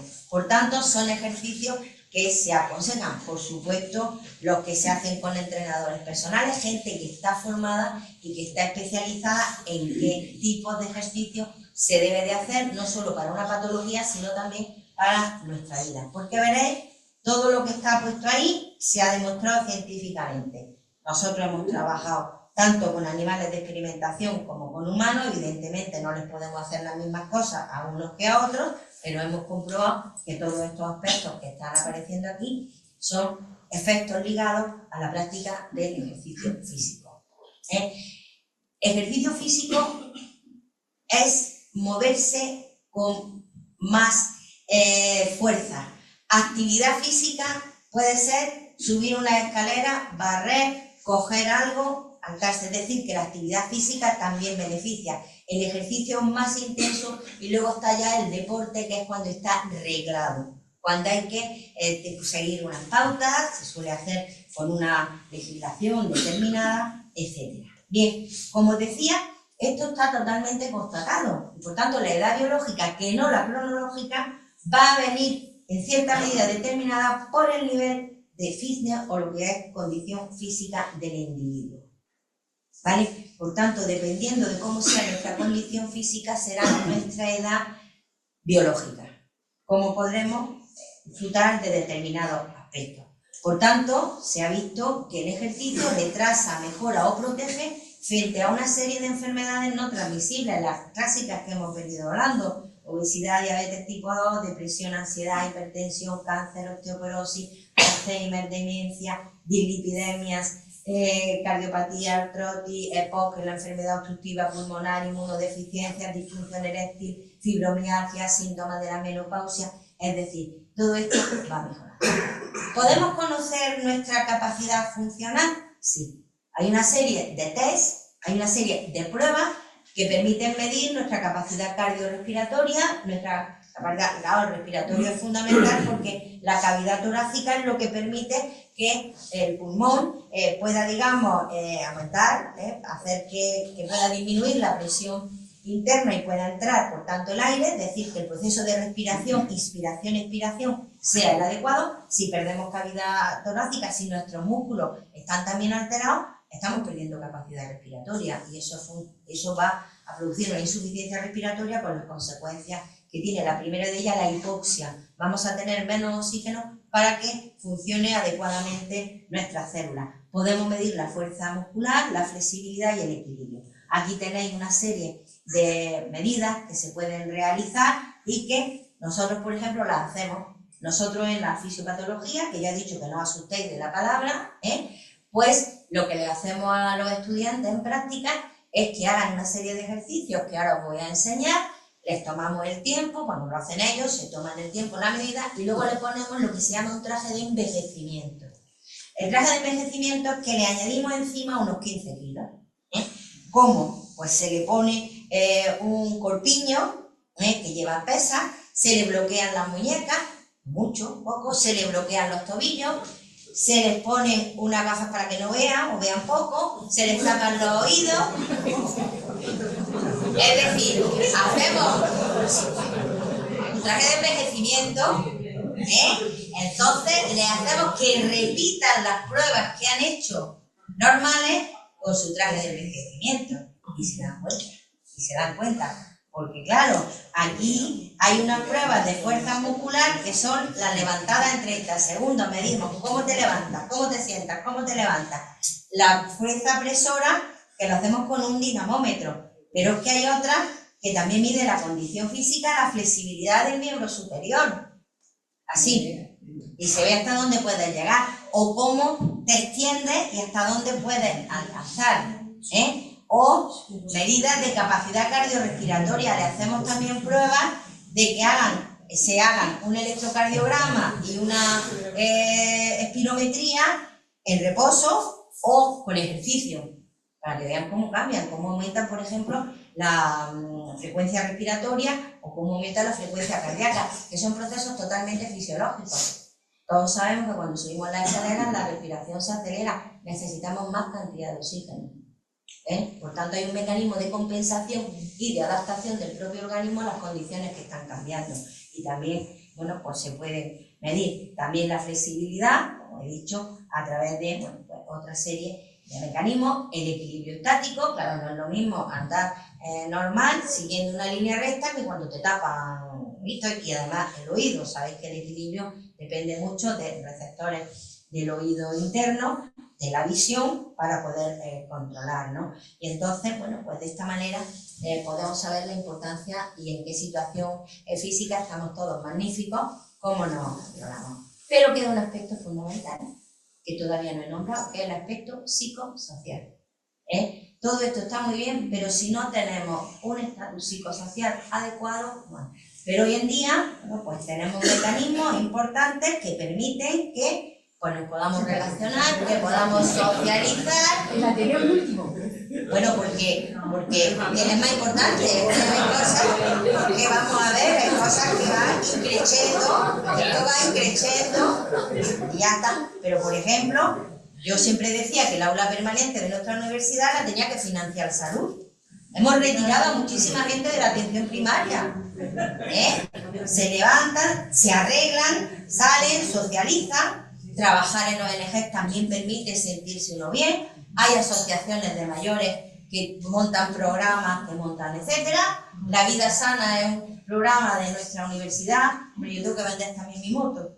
y es importante, ¿no? El ejercicio, el programa senior que se ha montado recientemente, o el Ateneo, el que estéis aquí oyendo, el que salgáis, eso ya os da idea de que os tenéis que arreglar, que tenéis que salir, que tenéis que andar un poquito, que os tenéis que mover y que estáis socializando. Vámonos a la pirámide de la dieta mediterránea. Ya había en la base, socializar. Patrimonio de la humanidad. ¿De acuerdo? Bien, pues todo esto, hay páginas web, el Ministerio tiene una página web sobre los estilos de vida saludables que debemos de seguir. Y ya para finalizar, me he pasado un poco, siempre me pasa. Bueno, pues hay una frase que está muy bien. No podemos añadir más años a la vida, pero sí más vida a los años. Y eso empieza en lo cotidiano. Cómo comemos, cómo nos movemos y algo importantísimo, y con quién compartimos el camino. Fuera las personas tóxicas. No nos sirven de nada, nos contaminan. Y ya sabemos que bastante tenemos con el esposoma para de malestar, con el que no podemos. Pues muchísimas gracias.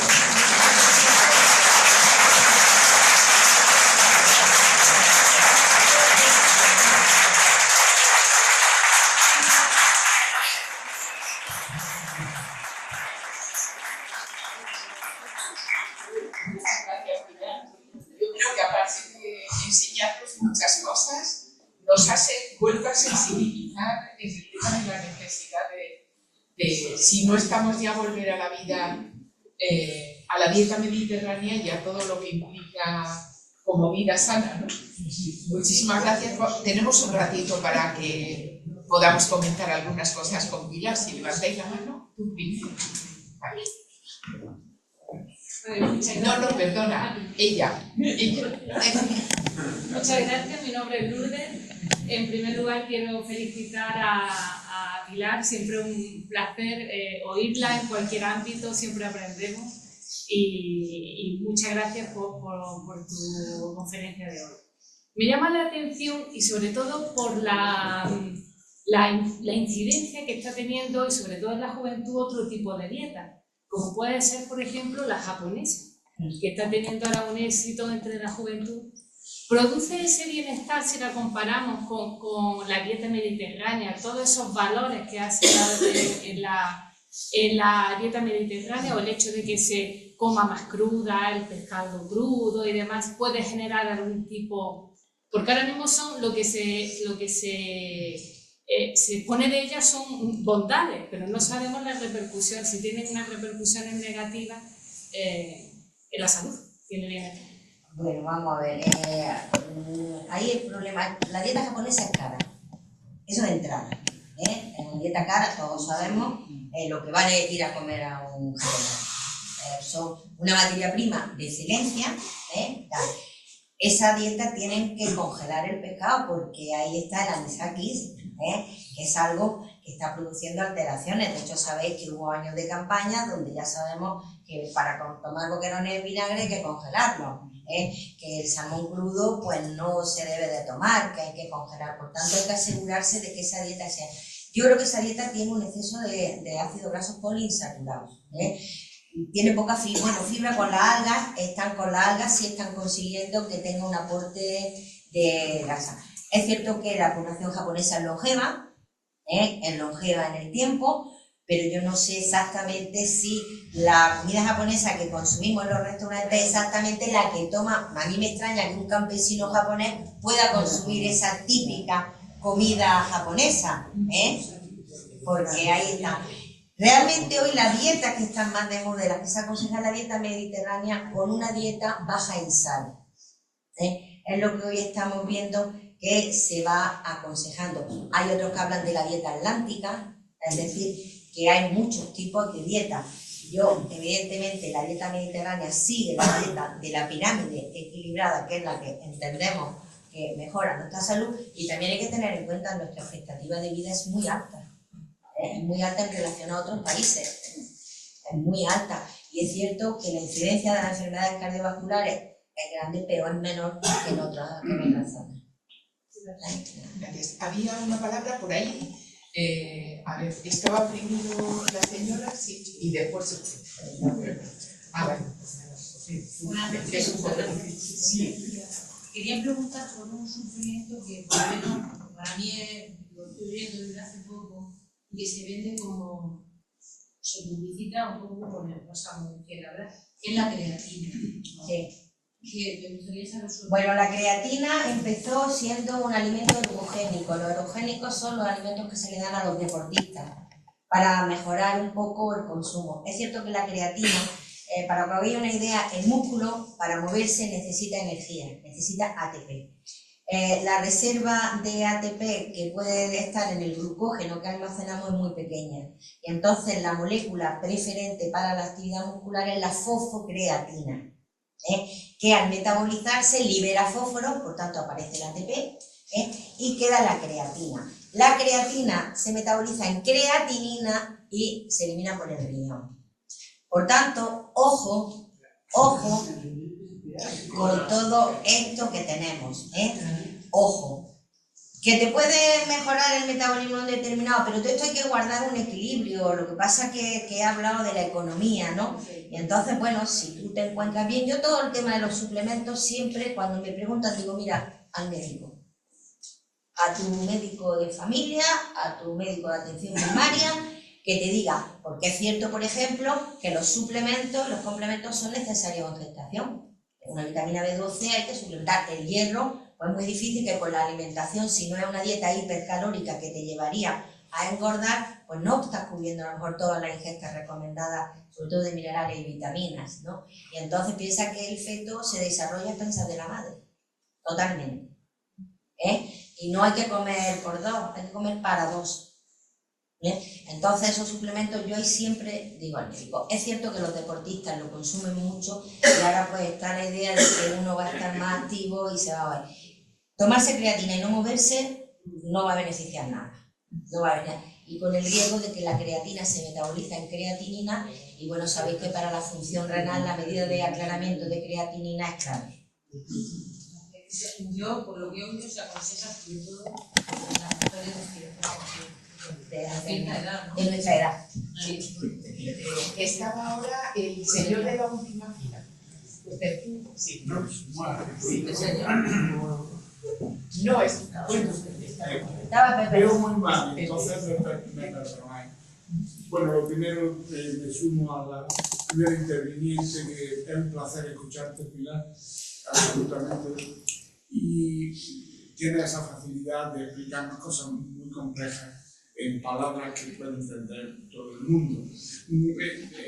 Con referencia a la dieta que has hecho, que has hecho muy bien, lo que comíamos antes, voy a nombrar a una persona que puede ser conocida, sobre todo si hay algún médico aquí, aparte de mí, que es don Arsacio Peña. Don Arsacio Peña murió con 108 años, fue catedrático de patología médica, y se le preguntaba que cómo se podía llegar a esa cifra de edad tan alta. Bueno, cuando se hizo el homenaje por los 100 años, murió ya con 108 no estaba en condiciones de contestar, pero a los 100 años le preguntábamos a todos, ¿qué se hace?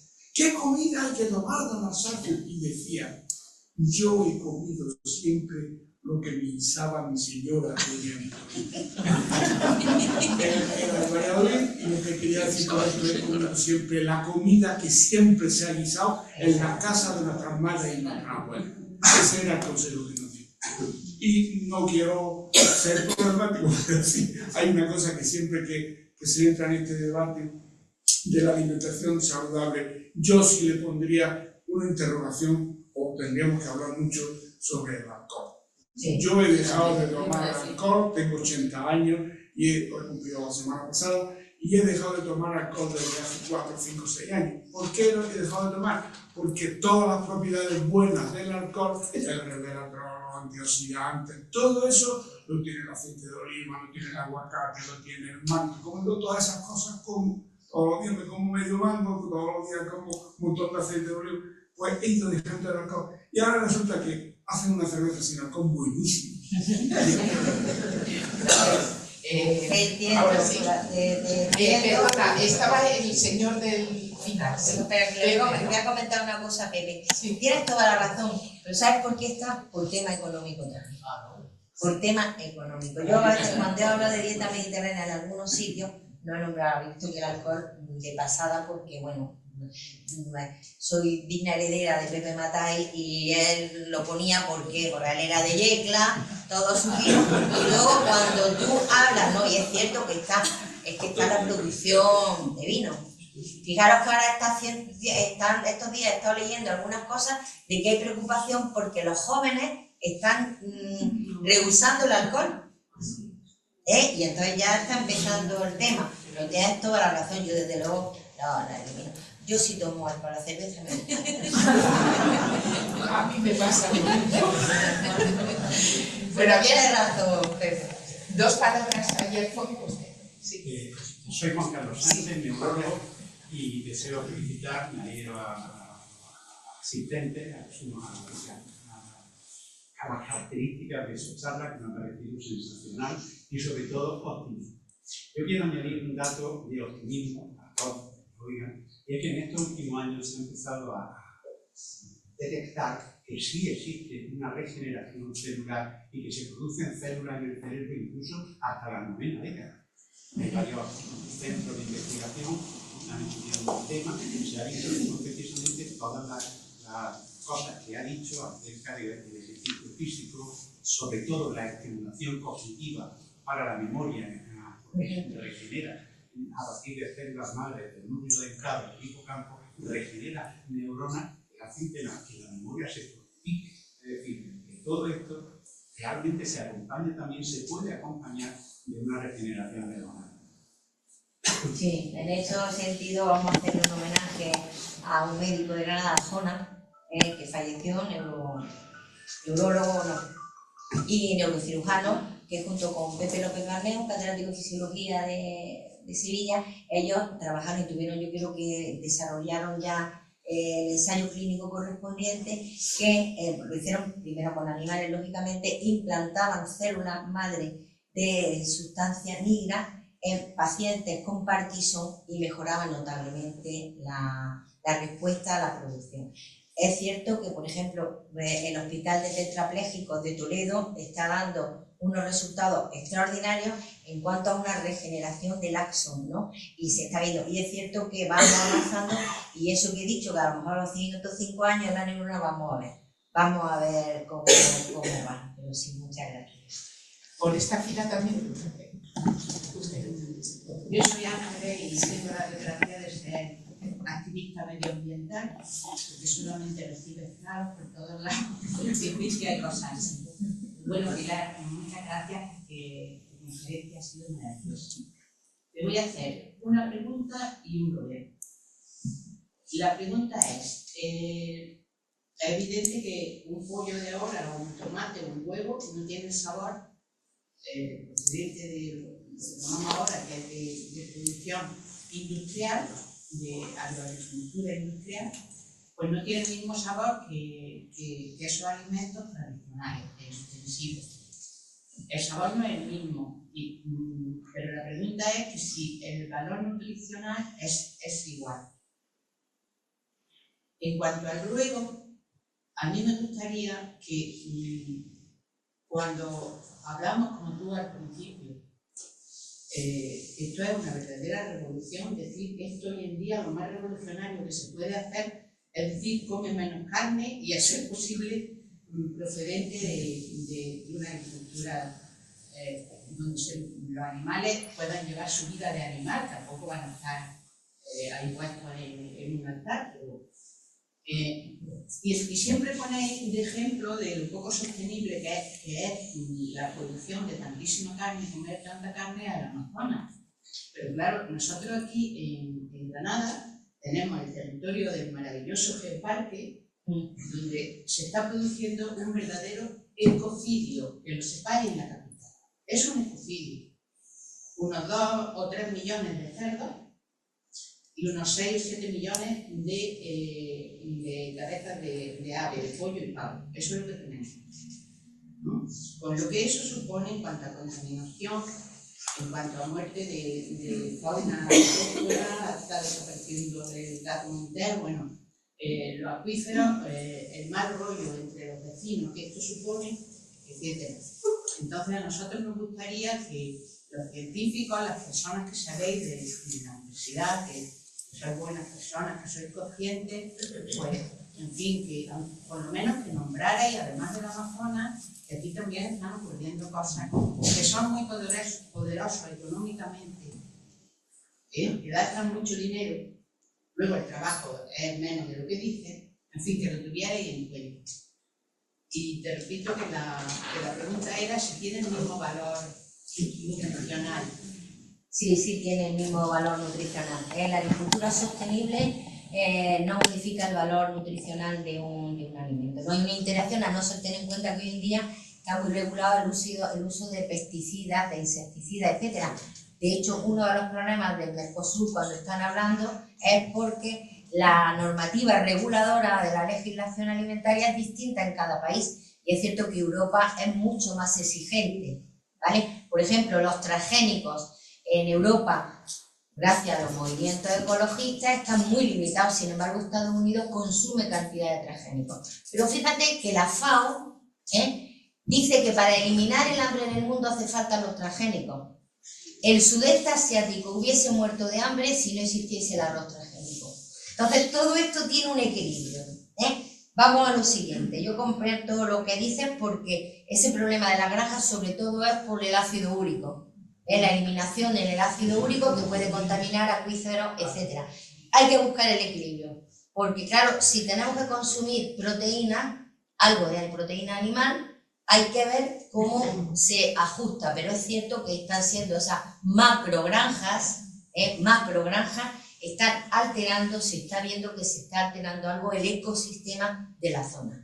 Por tanto, hay que distribuir, es como lo de las placas fotovoltaicas, todos queremos energía renovable, pero que no nos pongan las placas a nuestro lado. ¿Vale? Entonces, eso requiere un equilibrio y evidentemente una visión verde de la vida, en el sentido de ir buscando la sostenibilidad, pero sostenibilidad para todos. Voy a poner un ejemplo, me voy a enrollar, pero voy a contar una cosa que es importante. Hace unos años sabéis que en Granada, en un comedor escolar, hubo un escándalo porque en un cocido apareció gusano. No sé si os acordáis. De un catering famoso de la ciudad. Se armó una tremenda. ¿Sabéis lo que pasaba? Pues que el pliego de condiciones que sacaba la Consejería de Educación para los comedores escolares pedía que se hiciesen con alimentos de agricultura sostenible. Y todos sabemos que cuando no le echan nada, pues en la manzana aparecen gusanos, un pimiento verde tiene gusanos, etc. Entonces, claro, hay que equilibrar. Valor nutritivo, el mismo. Nosotros hemos analizado y lo hemos visto, es cierto que hoy en día ha ido mejorando, pero hay que tener en cuenta que el desarrollo tiene que ser para todo el mismo. No puede ser que la zona norte de Granada, provincia, se afecte con las macrogranjas para que todos los demás vivamos más tranquilos. Lo sumaré y ya no solo será la deforestación de la Amazonia. Yo simplemente lo decía. Sí. Muchas gracias, Pilar, se nota tu gusto por la docencia, eres una gran docente. Y yo simplemente señalar que no sé si en la pirámide debe de estar, no es un alimento, pero el montaje del sueño. Está en la cronobiología. No, pero es cierto que no aparece. Forma parte del bienestar. Yo si no duermo, me da yo no duermo mucho. Y te voy a decir por qué pasa eso. Que si como no duerma, se acabó. Conchi, te voy a decir por qué pasa eso. Te lo voy a explicar y lo va a entender. La pirámide. Porque no está en la pirámide, pero sí está. Sí, antes lo ha salido, sí. Aquí. En los círculos, he visto la cama. Sí. Mira. Mira aquí todo lo que pasa, la importancia. ¿Por qué decimos sueño reparador? Pues voy a decir los motivos. Se dice sueño reparador porque durante el sueño eliminamos catabolitos que hemos estado produciendo durante el día. Los catabolitos son tóxicos. ¿Vale? Durante el sueño reparador, nosotros vamos notando cansancio porque nuestras motoneuronas, que son las neuronas que inervan los músculos y sobre todo los propios sectores, van perdiendo tono. Por tanto, vas perdiendo equilibrio, pero también vas perdiendo postura. Te cuesta más trabajo, dices me canso. Entonces esa motoneurona necesita, en cierta medida, regenerar también su nutrición. Eso pasa durante el sueño. Pero es que además una serie de metabolitos que se van acumulando van produciendo embotamiento, que es lo que nos hace cansar y decimos ya no puedo más, no entiendo, no veo nada. Por tanto, el sueño reparador es fundamental. De ahí la importancia de los ritmos circadianos adecuados. De ahí la importancia de que se duerme. Y si no se duerme por métodos normales, pues hay que ayudarse. Hay que ayudarse y buscar, porque es sueño reparador, por eso elimina catabolitos, disminuye el embotamiento y permite que la motoneurona pues se recupere para levantarte al día siguiente otra vez dispuesta, y en tu caso ya ves, todavía. Rosa. Bueno, yo quería sumarme a las felicitaciones que ya han dado a Pilar por estar aquí en el Ateneo, por esta magnífica charla tan divulgativa, pero al mismo tiempo tan solvente. Dicho eso, quiero dejar también patente, porque puede haber pasado desapercibido, que esta actividad, esta conferencia la ha organizado el Ateneo de forma conjunta con la Academia Iberoamericana de Farmacia, con la que el Ateneo tiene firmado un convenio que se promovió gracias precisamente a la iniciativa de nuestra conferencia de Pilar Arana. Así que muchas gracias también por esa oportunidad. Y preguntarte simplemente respecto al contenido de la materia tratada, sobre otro patrón alimentario o alimenticio que se ha extendido mucho ahora, que está muy de moda, que es el ayuno intermitente. ¿Qué beneficios tiene ese patrón del 16-16, 12-12, según la hora de ayuno y de ingesta de alimentos? ¿Es beneficioso realmente para regular el metabolismo, para eliminar grasa, para perder peso? Porque está muy de moda y no tenemos claro su beneficio o su perjuicio. Sí, el ayuno intermitente, además tenemos compañeros nuestros que trabajan en ello, ¿no? Mis compañeros de ciencias del deporte que están trabajando, y de mi propio departamento de fisiología. Mira, el ayuno intermitente puede ser beneficioso para algunas personas, pero para las personas mayores no es beneficioso, o no está tan demostrado. ¿Por qué? Porque en ese sueño reparador nuestras neuronas necesitan seguir teniendo aporte de glucosa. Y un periodo interdigestivo, es decir, un periodo de ayuno muy prolongado, hace que los niveles de glucosa bajen excesivamente. Y entonces es como cuando un motor ya deja la gasolina chorrititos, que se empieza a estropear. Entonces yo he leído y he visto publicaciones y he evaluado proyectos de ese tipo, que es cierto que se ve que dan algunos buenos resultados, pero a unas determinadas edades no es bueno estar mucho tiempo sin comer, ¿vale? Para que lo entendan. Adelgazar, otro, más suena y menos cazuela. Luego otra cosa que no he nombrado, el estatus endocrino, que hemos hablado, que es cierto que, por ejemplo, la mujer con la menopausia pierde una serie de hormonas que tienden a que la grasa se acumule de otra manera. En el hombre también hay una acumulación de grasa abdominal importante, porque bueno, hemos visto que en ese envejecimiento el sistema endocrino también se va a modificar, ¿vale? Yo, el ayuno de esas características, es cierto que la gente adelgaza, he visto gente que a lo mejor de 6 de la tarde a 7 o a 8 de la mañana no toma nada, pero hay que esperar todavía un poquito, y repito, dependiendo de la franja de edad de la que hablemos. Sí, bueno, por supuesto, me ha encantado, me parece una persona que transmite lo que no hay en los escritos. Muchísimas gracias. Y yo quería hacer una pequeña aportación, porque tiene mucho que ver con la alimentación. He sido oftalmóloga durante 42 años. He tenido que recetar 1000 veces, 2000, 3000 antioxidantes para las personas que tienen degeneración macular, aun sabiendo que tiene muy poco efecto. Y entonces cada paquete de antioxidantes, de pastillas, son 32 euros quitados de un sueldo ya de pensionista. Entonces yo cuando veía que la persona me podía escuchar, le hablaba de los antioxidantes y del omega 3 que se puede comer, que está en la dieta, porque las pastillas que te mandan tienen una dosis mínima de antioxidantes y pasarte un año entero a 32 euros mensuales es un dineral. Y realmente es que no se colaboraba en nada. Bueno, supongo que ahora sí que yo como estoy ya jubilada, pero seguramente que las recetas para las personas que tienen degeneración macular siguen siendo esas, porque no hay otras. Entonces, no sé, de alguna manera me gustaría hacer valer la importancia de los antioxidantes, del omega 3, de todos los pescados azules que lo tienen, porque eso en dosis, tomándote una alimentación de ese tipo, haces mejor que tomándote una pastilla diaria de antioxidantes. Y tienes toda la razón, pero además que hay otro problema que no he sacado, que se llama la biodisponibilidad, sobre todo de los oligoelementos. Os he hablado que un exceso de calcio en la dieta disminuye la absorción del hierro. Y en esos oligoelementos y esos compuestos puede haber interacciones que a lo mejor en el tiempo pueden alterar, porque compiten por los mismos sistemas de absorción. La absorción intestinal es complicada y entonces hay una competencia por un mismo transportador y entonces pueden que tenga otra deficiencia. Yo eso ya por eso he dicho, yo cuando hablamos de complementos y suplementos siempre me remito a la prescripción médica. Yo puedo hablar de esto, yo entiendo que con una dieta equilibrada estamos cubiertos, ¿vale? Pero yo, por ejemplo, cuando se me cae el pelo mucho me tomo un suplemento. Ya lo he dicho. Consejos doy que para mí no tengo. ¿Vale? O sea que esa es la realidad. Pero sí, tienes. Pues si os parece, lo vamos a dejar aquí. Muchas gracias, Pilar. Yo creo que aparte de todo, la conferencia ha sido súper motivadora. Eso.